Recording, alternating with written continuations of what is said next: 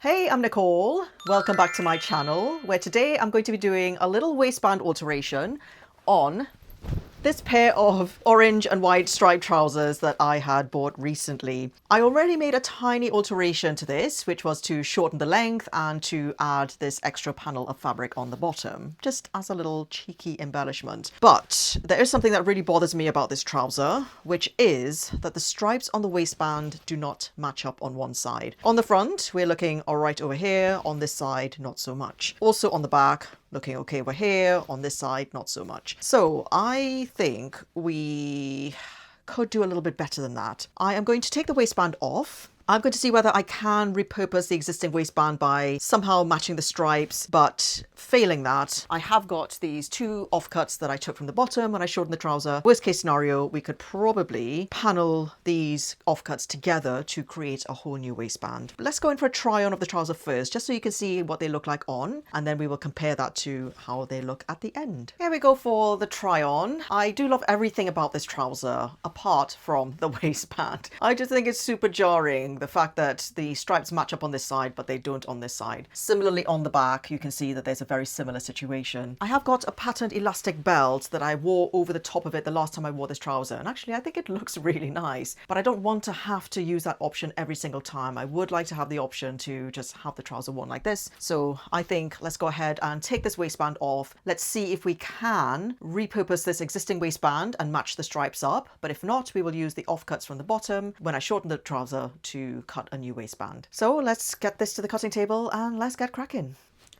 As ever with alterations, we will need to start with a little bit of deconstruction. I first need to detach the waistband. We have got a line of stitching here, which is holding the folded edge of the waistband down, and that was done with a stitch in the ditch. And presumably we will also have a seam once we open that, which has attached the outer side of the waistband to the trouser. So we'll need to undo at least two lines of stitching here. Thankfully, we have got a chain stitch, which is relatively easy to unpick once you get it going in the right direction. So to do that, I am going to first unpick a couple of stitches from this side, and then that should just unravel all the way around. Now that I have unpicked that whole line of stitching, I can open this flap and I can see that there are now two additional lines of stitching that are holding the main part of the trouser to the waistband. Let's go ahead and just unpick these two lines of stitching. We might as well just take the whole thing off and take all the elastic off and everything, because we can always repurpose the elastic as well. Because it's a chain stitch, it's going to be pretty quick to do.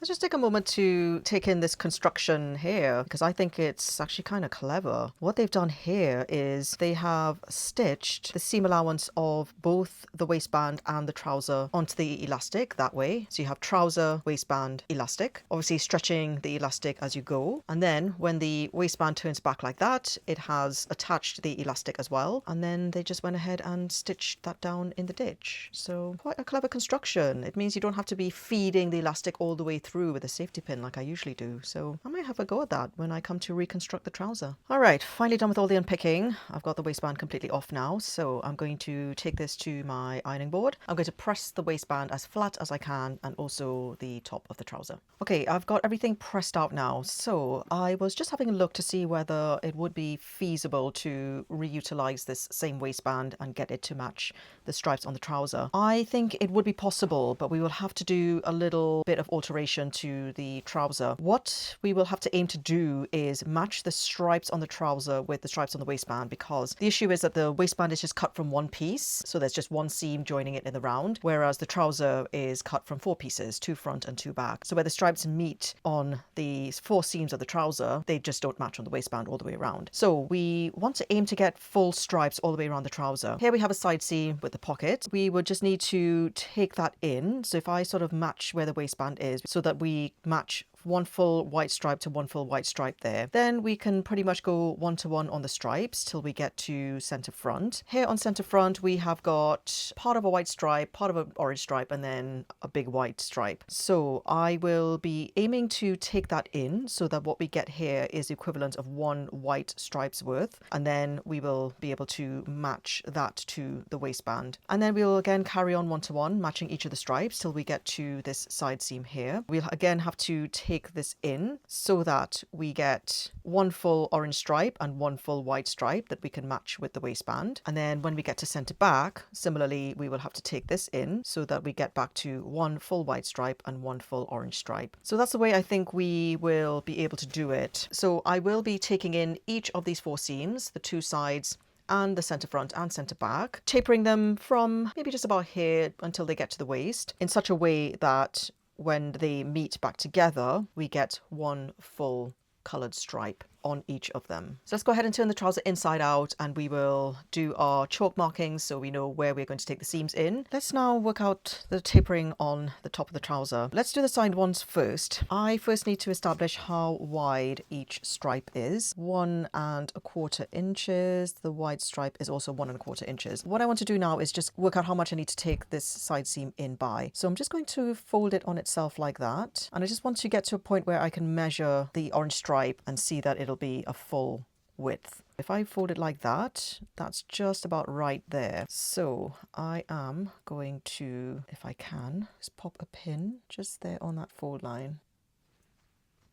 If I fold that back, so we need to take that side seam in by that much. That's 1 centimeter in. So let's get our French curve and let's just taper the seam in so we get to 1 centimeter taper towards the waist. Start our tapering here.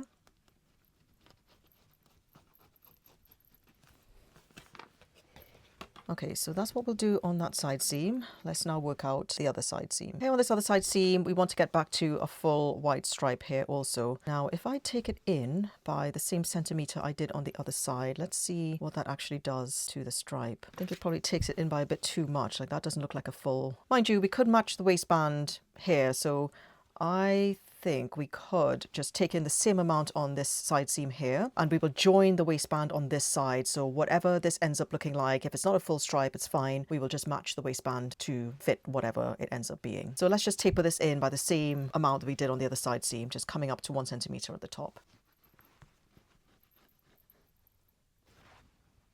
1 center front and center back. Let's go ahead and work out how much we need to take those in by. We can do different amounts for those too because they obviously don't need to match completely like the side seams needed to. I'm just going to fold that together like that until I get to a full orange stripe, just about there. So we need to take center back in by 1½ centimeters. Let's just get one leg inside the other actually, which will make it easier for just getting the crotch curve together. Okay, so we have got the back crotch coming up like that.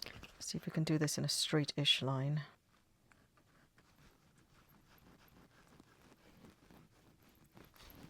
And now let's do the same with center front. Center front, we want to get one full white stripe. And we only really need to make sure that the stripe is matching just here, 1 centimeter away from the edge, which is the seam allowance, because the rest of the trouser can do whatever it needs to, but we just want it to match the waistband. So center front we are taking in also by 1½ I'm going to go my friction pen this time because last time I made a bit of a mess of it with the chalk. Again, let's lay that front crotch curve flat and let's just taper that in a straight line. So let's take this to the machine and we are going to take in all of those seams according to the lines we just drew. Now I am just going to press those seams flat.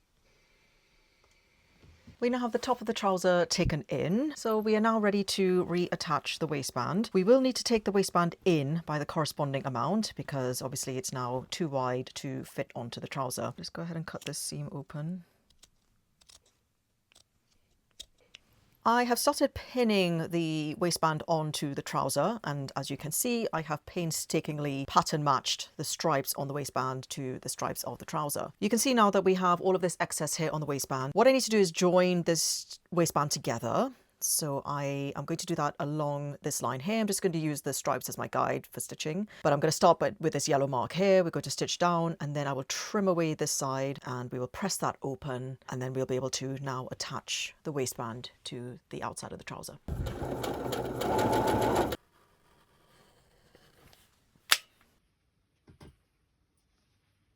Let's go ahead and sew the waistband to the trouser now. I'm going to do that with a 1 centimeter seam allowance all the way around.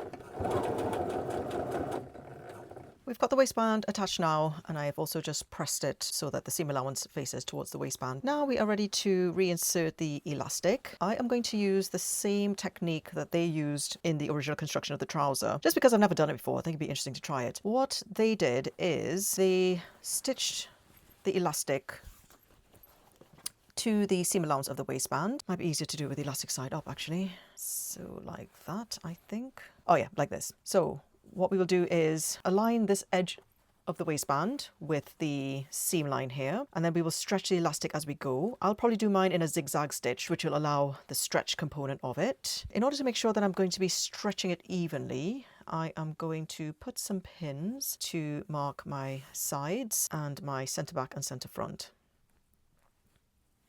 So I'm going to put the two sides together, and then the midpoint of that will be my centre back and centre front. We could also go midpoint in between all of those, just so that we make sure we are keeping an even distance with the elastic all the way around. And then we will also pin the midpoint on the trouser. I have got pins marking out all of the centre front, centre back side and in between, and now I'm just pinning the elastic to the seam allowances along those points there, just so when we come to the sewing machine it'll just make it easier to match up. When I'm done pinning this all the way around, I'm going to take it to the machine and we will sew the elastic in.